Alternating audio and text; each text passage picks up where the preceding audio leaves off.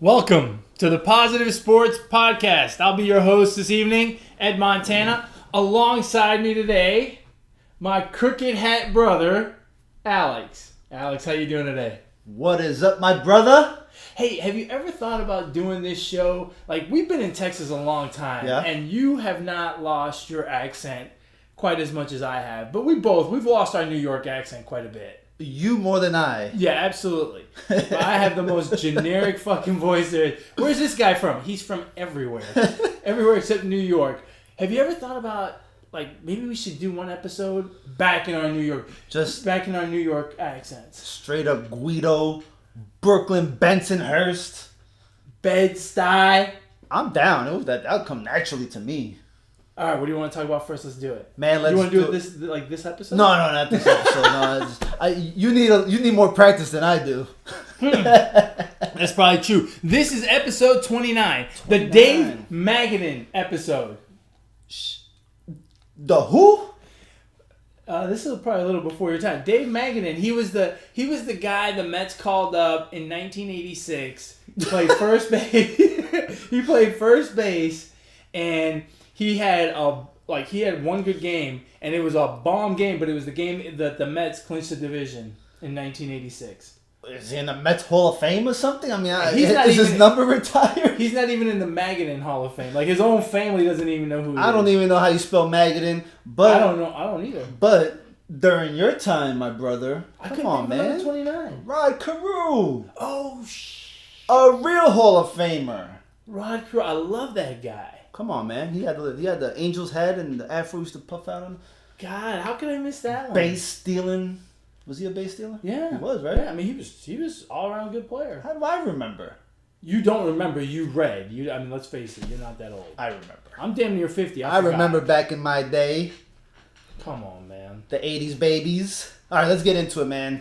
Let's go. We had quite a few trades this week go down. Yes, we did. A lot of pitching going around, man. The Cubs traded for Cole Hamels. Mm-hmm. The Yankees traded for J.A. Happ. Is it J-Hap or J-A Hap? Jahap. Jahapi. Jahapi. I'm surprised the Yankees traded for Happ. I mean, he really wasn't having a great season. No, but his greatest season of his career was like 2 years ago. Yeah. So I don't know how much this is gonna benefit. He threw a pretty good outing Sunday against the Royals, who were also sellers. But so I don't know, man. The Yankees, they did trade for Zach Britton. I think the Yankees made the best deals this week because I'm not sold on Cole Hamels. To me, the Cole Hamels deal and the J.A. Happ deal are the biggest deals this week, and Britton too. And I think, and the Phillies picked up Asdrubal Cabrera, which I think was good for them. But I think the best deal this week, the biggest plus in my book, is the Yankees. And I mean, I don't think I'm being a homer there. I think J.A. Happ, they needed pitching help. I think he will provide that. And look, everybody's numbers look better when you got that kind of offense, cranking home runs for you. So, he's going to look better. Well, let's not forget one thing. Aaron Judge is on the disabled list. He's out for 3 weeks. Yeah, but So in those 3 weeks, he's gonna make about 5 starts. Yeah, but look, we live here in Houston, and everyone in Houston's hitting the panic button because they got swept by the Rangers and Altuve's on the DL. Hey, it's the end of July. 10 days, 2 weeks, 21 days. In July and August, I'm fine with it. Because you know what happens in August? This is what happens in August. What happens? Tell us. You get these teams that are out of it but still have a shit ton of baseball to play, and they start getting in fights. Right? August is when you see people just lose it, and we have these bench clearing brawls in August. I mean, it seems like it happens every year. And so it's the heat, man. That too. So people are going to get hurt. It's just not that big a deal. Look, so long as he's back by September 1st and he's ready for that stretch run, I don't have a problem with it. So I'm not worried about Judge. I'm not worried about Altuve. I'm certainly not worried about the Astros. And I'm certainly not worried about the Yankees. I think the Yankees made a good deal with J.A. Happ. How much of a genius does Brian Cashman look trade him for Stanton now, right? Because now, I mean, he's basically replacing Judge out for these 3 weeks. Yeah. I mean, now Stanton needs to earn that paycheck. Yeah, but again, Alex, I think you're putting too much value on what this whole Aaron Judge out for 3 weeks thing. Okay. I think it's really unimportant in the grand scheme of things. The Yankees are 5.5 games behind the Red Sox. Now, granted, they're in the American League. I don't, what's the Yankees? Where they're at in the wild card?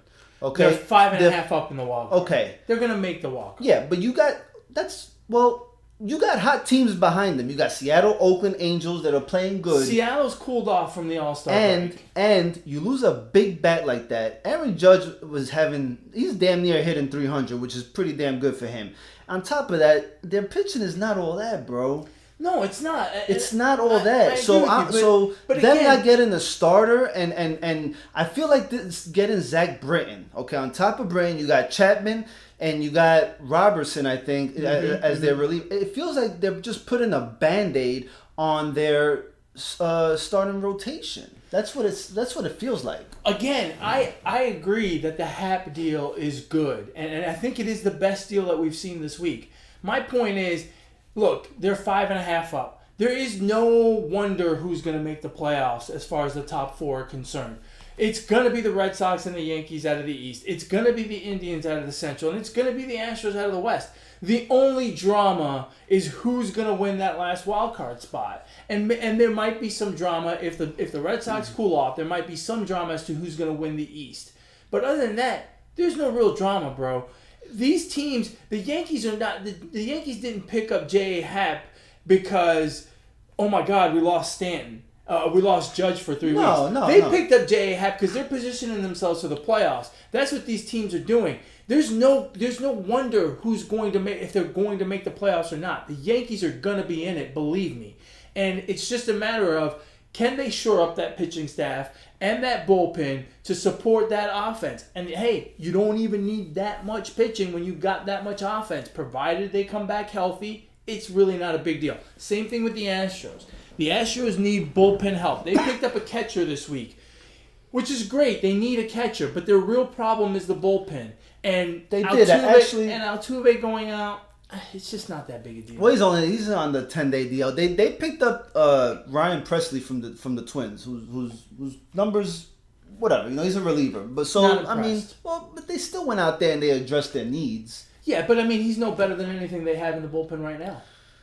Their bullpen sucks. That guy sucks. Okay, now they got one more sucker. I don't know, bro. I don't know, man. The J.A. Happ trade for the Yankees, I feel like it's just kind of to get me over. It feels like a Band-Aid. That's all they put on there. It feels like one more arm. And one more arm that could possibly give you 3 innings somewhere. You might need it somewhere, somehow. Now, the Cubs, on the other hand, went out there, picked themselves up a proven winner, World Series winner, postseason type pitcher. They're gearing up for the playoffs. They're in a tight race with the Brewers. They went out there and addressed a need, and they got an experienced arm. That's a good pickup for them. I said all along, the Brewers should have gone after Hamels, hands down. Brewers fans, I don't understand what the Brewers are doing. I don't either, because they were in the talks for Mike Moustakas, a third baseman. They went and got somebody. Moustakas went somewhere. Where did he go? He went to... Oh, man. I can't remember.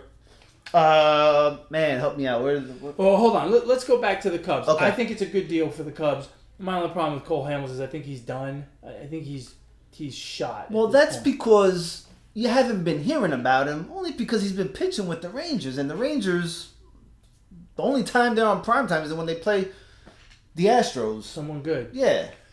I think it's a good pickup for the Cubs. I think so. I don't think it's the world's greatest pickup.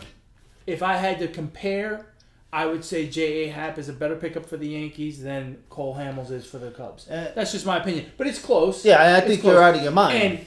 And well, yeah, maybe. No, you are.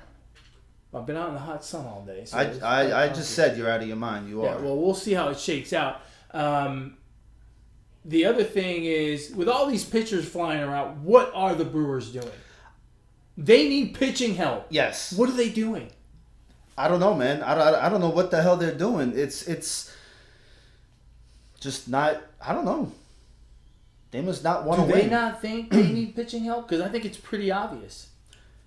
I don't know. Because I've said, I've thought all along, they've got a pretty decent lineup. They can put up the runs. Absolutely. I agree with you. They just need a bona fide starter out there. And then the other question is, well, there's two. I have two other questions. What are the D-backs going to do anything? Are the Rockies going to do anything? Are the Mariners going to do anything?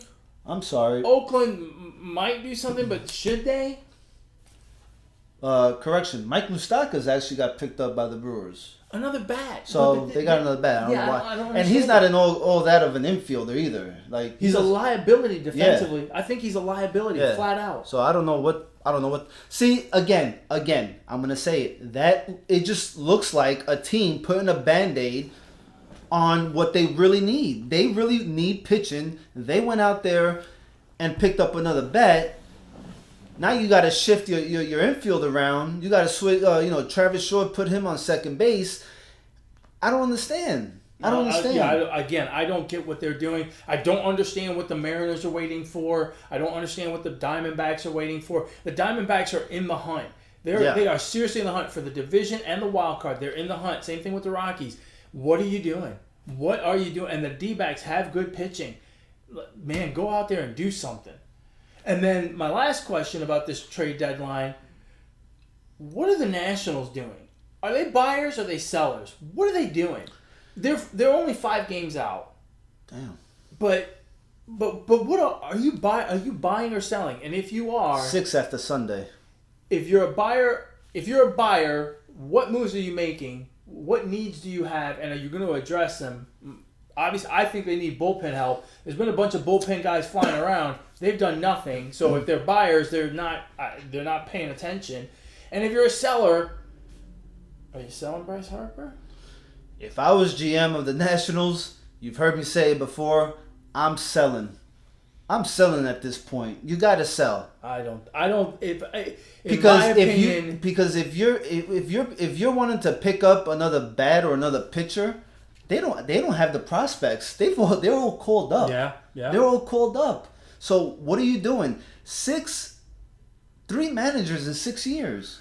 I mean, at some point you got to start over. That organization is shot. They're 1 game under 500, 6 games out in the division, and 6 games out in the wild card. You got to be a seller. And there's a lot of wild card teams in the way. And look, the Phillies just went out and picked up Asdrubal Cabrera. Good pickup. First game, boom, grand slam.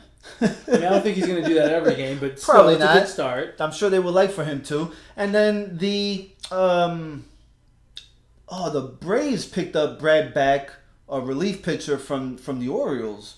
So here's my question: if the Orioles suck so bad, why is everyone pilfering off of it? Aren't like the Phillies interested in Adam Jones, or I don't know? Why is everyone interested in these Orioles when they're so bad? Because they're starting over. They're starting over. They're starting from scratch. Well, scratch is about all they have at this point. They're going back to the they're ripping up the blueprint, and whatever they were doing before is they traded back to the Braves for $250,000 of international pool money. They didn't even get a player. It's pool money. Dude, that pool money is like Bitcoin. It's going to be off the chain. And let me tell you something. Oriole fans, be glad your owners are not the Wilpons, because they would steal that money. They would take that $250 right out of the pool and stick it in their pocket. Man.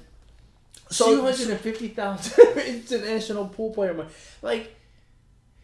That's a lot. When was the last time you heard that, Quasimodo from the Japanese league was picked up for $38.25 million instead of $38 million? I don't know, man. I never heard of a trade like that.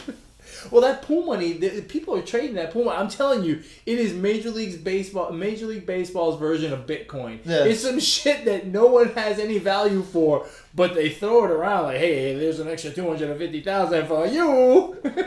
Well, my eye's supposed to get big after. Yeah, I'm a high roller making it rain in the international pool. I'll take $250K. You're not international, but sorry, you get zero. Living la vida loca. International, right? That would include everyone. So you can pick up some Dominican players and. Yeah, well, you can go out there and get you a 14-year-old Canadian. Canadian. Well, I don't know how many Canadians are actually. A Joey Votto or something. I mean, go out to New Zealand and pick up some kid playing cricket. And be like, look, man, once you learn to swing this way instead of this way, and not with a paddle ball and a bat. Exactly. Look, it's just like your paddleball game. Just swing this stick, and you got to run some bases. I'd be like, but it's not flat anywhere. How am I supposed to hit the ball straight? It's okay. Just swing. Live. Just swing. Hey, look, if I'm the Nationals. I do not get rid of Bryce Harper. I still think they can sign him on the cheap. I think there's going to be a bit of a discount considering the season he's had. Bro. But you got to do it. Otherwise, Look, man, my sources tell me they're going to be sellers. You think they're going to sell Bryce Harper?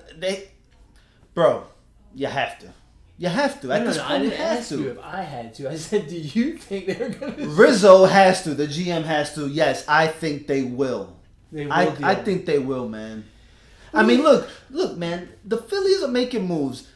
The Braves are making moves. Yeah, what are they going to do? But they're not. What are they going to do? Okay, but let's think about this realistically. Where could he go? Washington is not going to deal him to anyone in the National League. You know how much freaking pool money they can get from Bryce Harper? No. I'm not talking pool money now. Seriously, who are they going to send him to? It would have to be the American League, right? Okay. You can send him to the Mariners. You can send him to the freaking Angels. With Ohtani?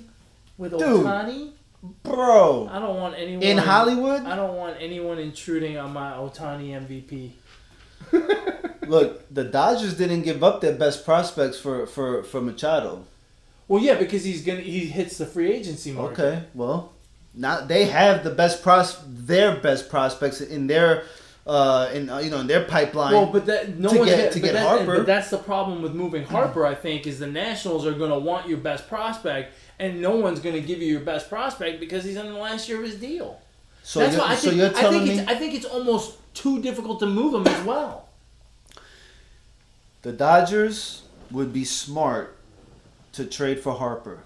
And here's why. Because you got a 50-50 chance of keeping one of them. One of them will stay. So, and not to mention, Puig, Puig, he's run his course in Hollywood. So I wouldn't be surprised if next offseason he's gone or they ship him off. I don't know his contract deal, but boom, you slide Bryce Harper in right field, man. I don't know. I just don't think the Nationals. Yeah, I gave you the Dodgers and I think those are all good options. I just think the Nationals are going to want value back for him, as though he's not a guy who's in the last year of his deal, as though he is the second best player in baseball, and I think that no one's going to give him that much clout, and so it's going to be hard to move him, and I think the Nationals are thinking he has not had a great year. He's not going to cost us $400 million. He's going to cost us $350 million. We're going to get a bit of a discount. We can keep him. We are going to be in the market for him in this offseason. And from what I understand, they still love him. They still love him to death, even though he's putting butts on the seats. Even though you and I both think that there's a fundamental problem in that clubhouse when you have that much talent and you're not going deep in the playoffs.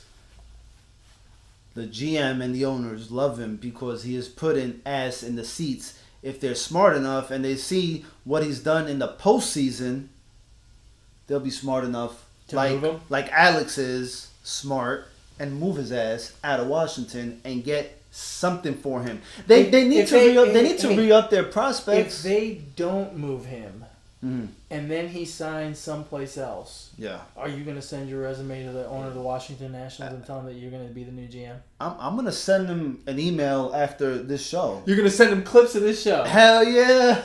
Say, dear Washington Nationals I told owner. you so. That's right. If he doesn't re-sign with the Nationals, it's the same thing. I was right.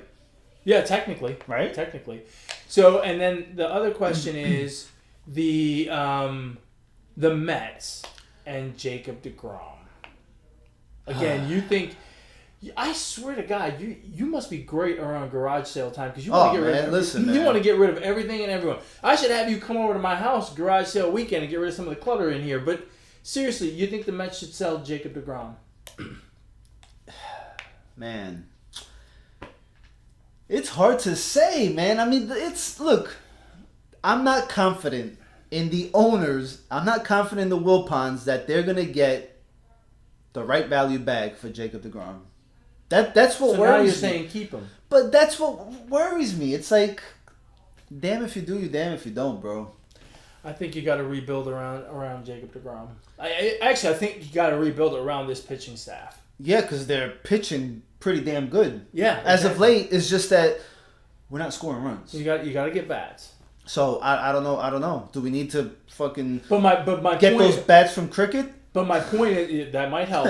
But my point is, you keep the pitching staff intact, maybe add a reliever or two, but you work with this pitching staff and start to bolster the offensive side of the lineup, and you're right back in this thing next year. Yeah, no, I'm not confident in that, Ed, because we've seen year after year after year after year, the Wilpons spend the money on the wrong bats, on the wrong players. They just do. Yeah. I mean, honestly, in the past few years, our best acquisition or well-spent money has been Asdrubal Cabrera. He's actually the only one that's pretty much paid off. Look at these other... Cespedes has paid off in 15. Yeah, and then the last 2 years, what have we gotten? Not a full season from him. Right. No, Jay Bruce on the DL. Adrian Gonzalez on the DL.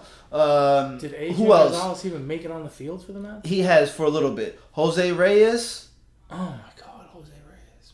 What are we doing? What are we doing? You know what I'm saying? So I'm not confident that we would get back the right value for Jacob deGrom or any pitcher that we have right now. And then I'm not confident that we will handle his contract negotiations either. You know? So honestly, I don't have an answer for you. I wish I did, but I don't think there's a right answer. It is a tough situation. That is a tough situation all the way around. I don't know what they're going to do, but I still think the right thing to do is to keep him and to work and rebuild around him, around that pitching staff, and bring in some bats. And I think next year you could be really good really quickly. But you're right. It's are we going to get the value, and are they going to make the deals for the right guys? Who knows? Yeah, I don't know what we're going to do, and quite frankly, I've pretty much given up, bro. Well, what else you got in baseball? Let's see. We got the Phillies leading the East, the Cubs the Central, the Dodgers the West, Milwaukee, Arizona, the last two spots in the wild card. I told you the National League West is the division, bro. That's gonna be. Yeah, the Dodgers are gonna start to pull away though. But they're not pulling away. But they will. But they're not. Shut up! I said they will. Bro, they're a half a game up on Arizona. They're a game up on the Rockies. Right. They're not pulling away. I mean, you've been saying this. They're gonna pull away. Dude, we're gonna be done with the tomorrow. It's gonna be pulling away. It's gonna be 2019, but tomorrow they're gonna start pulling away. They're gonna win the division by 5-10 games. Oh my God. Okay. Oh, what? Wait. They're pulling away. I can feel it. No, you're totally wrong. Yeah, Mr. Totally Wrong. The Mets are going to win the World Series. Shut up. That was a long time ago. Yours is a lot more recent here with what you're predicting. What else in baseball? I mean, Boston's pretty much... Dude, they have 70... They're 74-33. Yeah, they've played an unbelievable stretch of baseball. Now, hold on. Here's a good question. They're 74-33, right? Hands down from the beginning. Yeah. Best team in baseball. There's a team that's pulling away in their division. They're up 5.5 on the Yankees. It's the end of July. Have they peaked? It's funny that you asked that because I don't really get that feeling. In spite of the fact that they've been so good, they did have that 10-game winning streak in there, but it doesn't seem like they're ripping off, a 15 or like the Indians a couple years ago that won 20 straight or 21 straight. It's nothing crazy like that. It's just, man, they win 2 out of 3, they sweep 2 out of 3, 2 out of 3, 2 out of 3. I mean, they seem to be very, very consistent. So I don't feel like they're peaking. I feel like they're just a damn good team. Yeah. The addition of J.D. Martinez has been great for that lineup. It's done wonders for Mookie Betts, and the pitching is good. I mean, it's anchored by Sale and Price, and it's just a damn good team all the way around.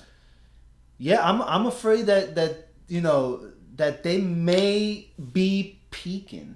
I think in August, if you see a trend of them, their monthly record of August kind of be 500. I think if you see that trend, I would watch out for them. I would be a little worried. If I'm a Boston fan, I welcome that because then they can come back in September, get hot again, and run through the playoffs. The Astros have hit a bit of a tough stretch here in the last couple of weeks since the All-Star game. And I've got a bunch of Astro friends, as I'm sure you do, and they're all hitting the panic button. We suck, we can't hit, we can't pitch, we can't score. I'm like, look, it's fine. July is a perfect time to go on a little bit of a skid like that, get it out of your system, and then go on. Go on about your business. And so I just don't think that's that big of a deal. And it's not. Look, if the A's were 74-33, I'd be like, yeah, they peaked, and they're about to. I mean, they're gonna go down like a plane in flames, right? Because they're not that good of a team. But I think the Red Sox are genuinely a good team. The Astros are still on pace to win 102 games. I think they are that good of a team. So if they have a little ups and downs, I'm okay with it. No, I agree. I'm not taking that. And the good thing for the Red Sox that they've been blessed, not a lot of injuries. Yeah, that's always the Astros have been dinged up here a little bit lately. With Correa's on the DL, Altuve's going to the DL, but that's more of a go get some suntan and eat some nachos and relax for a week. 10-day DL. It's funny, man. Your American League MVP is playing like an MVP. My AL MVP, Mike Trout, is playing like an MVP. It's going to be a pretty good race. Yeah, it's going to be good towards the end. There's a lot of good baseball left. Yeah. So let's move on to something else. Staying in Houston. Well, okay, I'm not sure where you want to go, but go ahead. No, I was going to say, we're moving on. Yeah, okay. Staying in Houston. Yeah, I was gonna go off sports. Oh. Okay. Well. I was gonna go on to something better than sports. What's better than sports? If you want to reach the Positive Sports Podcast, you can email us at positivesports10@gmail.com. Positivesports10@gmail.com. If you want to get a hold of this guy, at Brooklyn Gaucho on Twitter. And if you want to get a hold of me and talk baseball or running or whatever you want, I don't care. You can reach me on Twitter as well, at eMontana21. Yeah, that's where I wanted to go. All right, halftime is over. Oh, wait. I want to go someplace else now. No, you still want to go to Houston? Let's stay in Houston. I still want to go someplace else. No, let's stay in Houston. Let's stay in Space Center. Is the Space Center still open? I have no idea, dude. It's been years since I've been there. It's the bomb. I'm sure it is. That's because we're not launching shit anymore, right? Like we stopped putting people on those big old bungee cords and throwing them up into space, right? Yeah, I would never do that. Dude, I'm a smart guy. Well, not really. I'm kind of a smart guy. Yeah, I agree. I don't understand any of that shit. Like, I've watched the Space Center, the shuttle launches and stuff, and you listen to the guys explain how it all works, and I'm like, I don't understand it. It's fascinating to me, but I have zero clue how any of that works. You don't have to understand it. It's just cool to watch. No, but I mean, I've got friends, and they're like, "Oh yeah, well, this, that, and the other thing." I'm like, "How the fuck do you know that? You're not an astronaut." Well, they stayed in school a little bit longer. Dude, than us. I got friends that are freaking dummies. explaining to me how the shuttle works, and I'm like, you're a moron. How do you know that? Well, I'll tell you who's not a moron. Well, actually, I will tell you who's a moron. The Houston Rockets, because they finally signed Clint Capella. You don't like that deal? I like the deal. I like the deal. I like the deal because I don't know what the hell I just said. But look, they got Clint Capella on the cheap. Yeah, that's not a huge deal for that guy. And they needed him. Yeah, absolutely. So I guess this was more geared towards what move they were about to make or what they might make. They still might make it. Are you talking now about I'm starting to think that they're not. The Melo Carmelo, deal? I don't think Melo gets signed by the Rockets. Oh my God, I hope not. Yeah, I take that back. They're not morons. They actually played this one very well. They did the right thing by signing Clint Capella. I mean, you need the defense. You know, centers are not big in the NBA anymore. You don't play around them. But this guy is worth the money. And he fits in well with what the Rockets do. Yes. You know, with the outside game, with Harden and Chris Paul, you need some presence in the middle, and he does that. And he's willing to do the dirty work. He's willing to get the rebounds and set the picks and the screens and all that other stuff for you. He mans up on defense. You know, he works well. He gives them something that they do not have and that they don't do well as a team. He gives them some of that. Yeah. Because you can't have zero defense. And he gives them that. And that's worth more than 5 years and $90 million in today's NBA. Right. I mean, it's still a gob of money and probably more than he's actually worth. But in today's NBA, that's a pretty good deal for a team that doesn't have anyone else even coming close to doing that.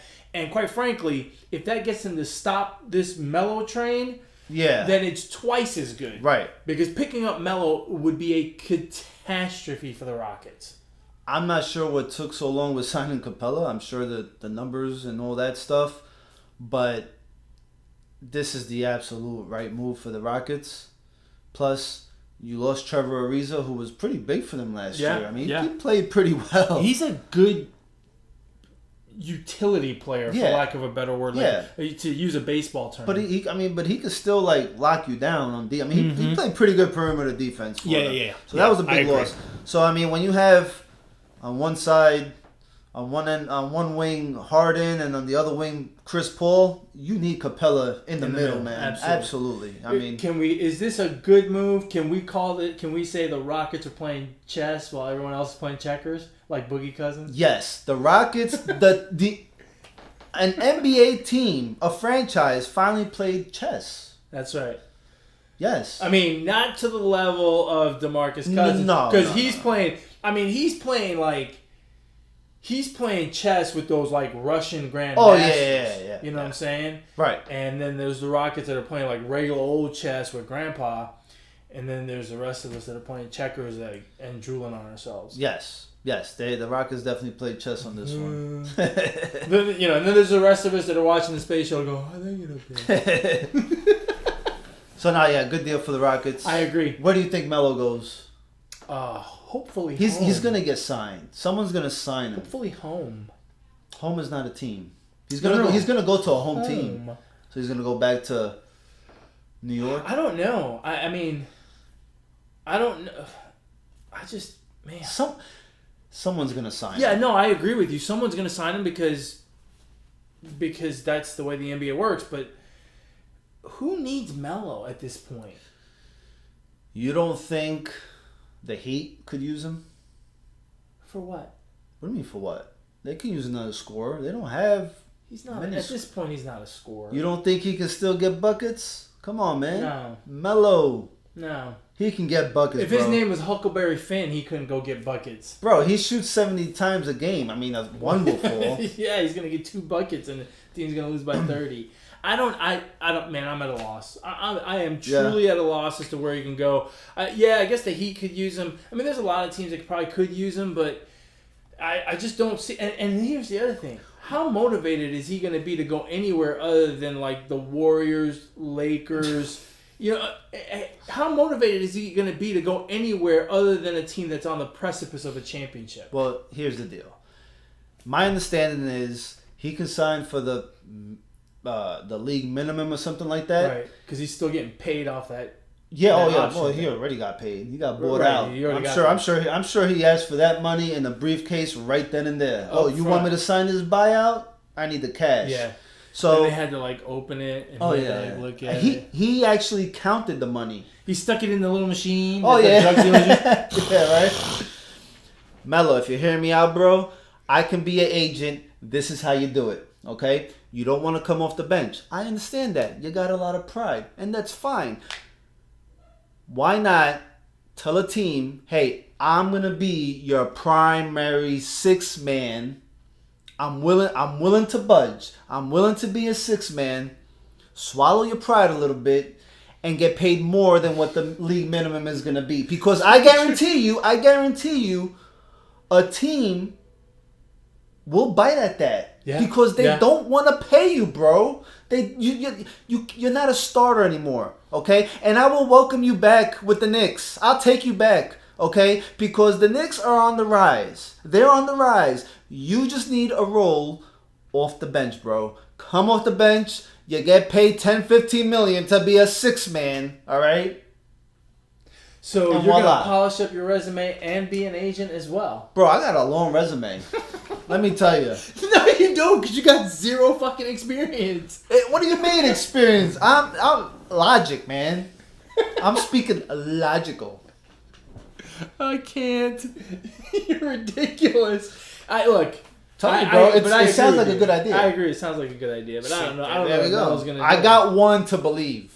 That's all. Hey, in the NBA, now I just need one franchise. No, well, and you need one client, which is Mello. Right, Mello. Mello, you listening? Damn, how do I reach out to Mello? Yo, Mello, hit me up, bro. At Brooklyn Gaucho on Twitter. That's right. Or if you're old fashioned, want to go the email route, positivesports10@gmail.com, positivesports10@gmail.com. Hey, I am the agent's agent. Exactly. So if you want to reach me at eMontana21 on Twitter. That's right. Just like that. Well, hey, since we're plugging shit, good friend of the show, Juan the Kraken Adams. Tuesday night on Dana White's Tuesday Night Contender Series on UFC Fight Pass. This Tuesday night at 7 p.m. Juan the Kraken Adams versus Sean Teed on Dana White's Tuesday Night Contender Series. Don't miss it on UFC Fight Pass. I can't wait. You coming over to watch the fight? Absolutely. I can't wait for that. I can't wait to see my man. It's gonna be it's a fight, but it's not gonna be a very long fight. You don't think so? No. If you guys haven't checked out Juan Adams, the Kraken, go check him out on Instagram, The Chosen One 285. Right. And just go check out what the dude looks like. He is ripped. Yeah, he is. I've been texting with him back and forth. He's in Vegas. He's feeling great, and his weight cut is going well. Yeah. He is a beast. And yeah. Look, this Sean Teed guy is no joke. I've watched his fights on YouTube and stuff. He's a good guy. He's not a good guy. He's a good fighter. I don't know if he's a good guy or not. I mean, maybe he goes around beating kids. I have no idea. The Kraken is a good guy, though. The Kraken's a good guy. We know that for sure. Yeah. But Sean Teed is a heck of a fighter. I don't think it's going to be quick. I think it's going to take a little time, a little feeling out. Around? It may even go into the second. But yeah, I mean, I have faith in Juan. When we had him here, he was just about to quit his job and train full time. That's right. And you can see the difference. Oh yeah. And I've talked to him, and I can hear the difference. Yeah. That guy's ready, and that guy's ready for the UFC. Yeah. And I have no doubt. So anyway, don't just believe us. Watch the show. Tuesday night on Fight Pass, Dana White's Tuesday Night Contender Series, July 31st at 7 p.m. Juan the Kraken Adams versus Sean Teed. They'll have some other fights there as well, but his is the first fight. Don't miss it. So, that's all I've got with that. I feel like I've plugged too much shit. So That's okay. Stop. That's okay. I'll let you say something. Keep plugging away. I'll let you say something. What are baseball players known for, right? They're out on the field, sunflower seeds. What is it that they chew? Tobacco. What else besides tobacco? with no fucking idea. What? Bro, you never played baseball before? Yeah, and I spit sunflower seeds and unfortunately I chew tobacco. Okay, well, every once in a while when I play baseball, I like to chew gum. Dude, we have got to start talking before, so I have no fucking idea what you're talking about, bro. Baseball players chew gum. Okay, they chew gum. Are we going anywhere with this? We've got 3 people listening. They're about to turn us off. Go somewhere. Well, I can tell them one place not to go. Because if you live in Katy, Texas, do not go to this place. Oh my God. I finally figured it out. Oh my God. So you were there. Yes. You were there because... So tell them the story. Go ahead. Tell them the story. So this past weekend was our mother's... Well, we only have one mother. My mother's birthday, right? My mother as well. But she was my mother second. She's my mother first. She's my mother first, and she's my mother longer. And she likes me more than you. I don't know about that. But anyway, so it was her birthday, and, we went over and we, celebrated her birthday on Friday. And then Saturday, we, as good sons that we are, we decided to take her out for, coffee, pastry, nothing crazy. She's a big fan of the little pastries and cake and dessert and coffee and stuff like that. Little croissants with the cream on there, and that kind of stuff. Yeah, And so... Hey, is this official sign language, you think? That's, playing the piano. But we're using it for dessert. Woo. Hey, if any of you know sign language, hook us up with the sign for dessert, this because I'm pretty sure this is not it. For those of you that are listening, we look like we're tickling the keyboard. Anyway, go on. Cutting off my story, man, because you're part of it. Actually, you're a big part of it. Yeah, unfortunately. And so, my brother, being the great person that he is, handpicked this place for us to go have some coffee and a croissant with a little cream on top and, a cheesecake perhaps, with a little red sauce on top and a strawberry sauce and, a little cherry and all that. And, so take it from there, Ed. So tell us. Tell us, Ed. So someone had mentioned this place to me and I'd never been, but it's a little Argentine bakery. My parents are from Argentina. Perfect. I've never tried it. Let's try it. Voila. Perfect idea. So off we go with Mom in tow. We get there in the middle of the afternoon, right? Like 2 o'clock, 2:30, something like that. 2:30. Right? Nothing. Again, we're not trying to do anything extravagant. We're just going to sit down and have a cup of coffee, dessert. It's not even a real meal, for crying out loud. Right. We sit down and we're looking over the menu. And, of course, I flip right to the dessert menu. My brother's a beast. He'll eat everything, so he's looking at the whole thing. Mom and I were like, dessert. They've got like 3 or 4 things on the dessert menu. The waitress finally comes over, and we order. Well, my mom asked her about one particular dessert, the chocolate cake or whatever. Right. She's like, oh, we don't have that. And we don't have the other 2 that are listed on there, but then she turns around and she shows us in the glass case, a little refrigerated glass case, we had this cake, and this cake, one of which was a cheesecake with the strawberry sauce on top. And so, my mother is a big fan of cheesecake. Right. She says, I'll take the cheesecake and a cappuccino. I'm like, all right. And I asked for a cup of coffee. I think the cheesecake sounds great, too. A cheesecake and a black coffee and a glass of water when you get a chance. My brother goes a different route, gets a cup of coffee, and orders some sandwiches. They're these skinny little sandwiches with no crust.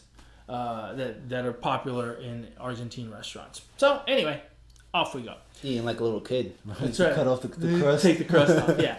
I've got friends who still do that. I still do that. Yeah. Well, there you go. You're childish. So we're sitting there, and in the middle of the day, there's 3 other tables. It's not real busy, right? There's two other tables. Right. Not real busy. And the desserts are, literally sitting right there. We can see them. Right behind us. And the sandwiches, these sandwiches are typically cold sandwiches. They're in the little thing as well. And we can see them as well. And the coffee's behind them. Right there. Yeah. And the water, I'm sure there's a fucking faucet right there. It takes for fucking ever 20 minutes at least. Oh, yeah. Easily 20 minutes to get the glass of water. Now, mind you, we kind of don't care because we're hanging out with Mom. Right. It's for her. We're having a good chuckle, talking. Yeah, it's, exactly. We notice the time only because we notice the time, not because we're in a rush of any sort. We're shooting the breeze. Yeah, we're having a good time. So, we're sitting there, and then all of a sudden, I noticed, I don't know if you noticed, she takes the sandwiches, they were on a little styrofoam tray. Right. As they normally are. And she takes them to the back. And she had asked us to the kitchen. She asked us if we wanted them toasted, and we were like, no, we like them cold. Yeah. And she takes them to the back. And I'm thinking to myself, where the fuck is she going with her sandwiches? Right? She comes back with the sandwiches. They're on a long plate. The waiter comes over, and he brings us our own individual plates. Now, I've told you the story already. It's my mother, Alex, and me. Dude comes with 2 plates. He happens to be standing next to my mother and I, so he gives us the plates, tells Alex, I'll bring you a plate in a minute. Never fucking saw the plate. Never. Ever. Which I really didn't care, but I mean, come on now, right? So I immediately grab a sandwich because, well, I'm a savage as well. I want dessert, but I'll eat everything. I don't care. I grabbed the sandwich. On top, it is room temperature, which I find kind of strange because it was sitting in that refrigerator right there next to the cheesecake that is still sitting there. And we specifically told her, don't toast it. Don't toast it. Because we don't like it toasted. That's not how we roll. Okay. I grab it. The top is room temperature. The bottom? The bottom is wet. She put that in the microwave, bro. For like 10 seconds. Ridiculous. So the sandwich is caca. It's terrible. For those of you that need a translation, it's fucking awful. Well, then, we're kind of slow playing the sandwiches, right? Because I want to save some room for the cheesecake. Right. My mom has no interest in the sandwich. Right. She wants a goddamn cheesecake. That's right. Look up, and there goes the cheesecake off to the back. To the kitchen. Like, where the fuck is the cheesecake going? We're sitting right here. Okay. She comes back with the cheesecake. And the coffees arrive. And the glass of water, I think still hadn't shown. Well, I asked for one too, and she never brought it. You never got your glass of water. I never got it. I got mine. The coffee shows up. And the coffee and the cheesecake, and of course my brother still has the sandwiches, of which I had one. There was 4 of them, Oh my God, the cheesecake. The cheesecake. So the cheesecake has the little strawberry sauce on top. That's also for sauce.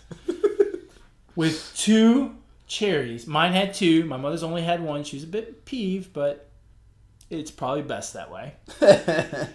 With 2 cherries, and it's got the little stem. It's those maraschino cherries. So I'm like, sweet, I love cherries. Yeah. I grab the stem and pull. And what'd you pull? Nothing, because I couldn't get it out. It was stuck. The red sauce was like glue. That's what it was. I had to put my foot on top of the cheesecake and pull it out. And so I thought, this is not going to be good. Well, give it a chance. Give it a chance. And I'm a savage. I will give it a chance. You are. I grab my fork. Now, I don't know how many times you've had cheesecake. I'm sure our listeners have had cheesecake. When you take the side of your fork into some cheesecake. Like butter. I mean, it's like a hot, good Cheesecake Factory. Oh, yeah. It's like a hot knife through butter. You just right down there, you scoop it, and just right into your mouth. It had a graham cracker crust, just like a good cheesecake would. So I take my fork. And I go down, and I'm not getting a big piece because I'm going to savor this. And you're going in soft, right? Because it's a cheesecake. Right, it's a cheesecake. I don't have to put that much pressure. And I love me some cheesecake. So it's the tip, right? It's a small bit. The fucking cheesecake caves in and doesn't. This strawberry sauce is for real. I mean, it's Gorilla Glue. It's like fucking duct tape, this thing. I had to get a knife and cut my cheesecake. And my mom is eating it, and God bless her, right? Mom does not like to complain. Unless it's about my dad. But anyway, but she doesn't like to complain. So she's eating it, and she's not saying shit. And I don't give a fuck. And I don't give a fuck if they understand me. I simply don't care. I'm like, check this out, Alex. And Alex is looking over, eating his soggy, hot bread. And he's like, that looks like crap. I refuse to taste it. And when he says he refuses, I mean, he came close. Yes. Stuck a bite in his mouth and spit it right out in the palm of my hand, and I swear the piece was no bigger than a bazooka gum. Okay, I spit it out, and I looked at my brother, I looked at you and my mom, and I was like, "God bless you guys. How could you eat this?" It was, I swear, it was like putting a piece of gum in your mouth. It was terrible. What an insult to cheesecake. Yeah, if I'm like the Cheesecake of America, I'm pissed. I can't believe how horrendous this cheesecake was. The cheesecake was so old. This is where you say, how old was it? The cheesecake was so old. How old was the cheesecake? At one point, as my mom is getting towards the end, right, towards the thick end, she goes in and puts the fork in again, and now she's going, with the little pointy things, whatever they're called. She's going straight like that. She's not going sideways because you're not getting through sideways. She's going like, she pulls it, and the cheesecake comes away from the graham cracker crust. Oh, the graham cracker crust is still sitting there, standing like the pyramids of Egypt. And the entire cheesecake came out. And it's like, that's not supposed to happen. I'm no Chef Boyardee, but that's not supposed to happen to my cheesecake. Yeah, you don't have to be to know. I ate the whole thing because I'm a beast. And hashtag no diet, right? This is what happens when you have surgery. You fucking eat everything. Don't give a shit. And so I ate the whole thing. I didn't care. Mom gave up. And Mom's this is probably going to sound bad, but Mom's a beast when it comes to food. She'll especially eat dessert. And especially desserts. She couldn't eat it. I mean, I can't believe it. It was like, you know what? You know what it felt like as I was eating it? It felt like plastic fruit that you see in a bowl as a decoration. Right.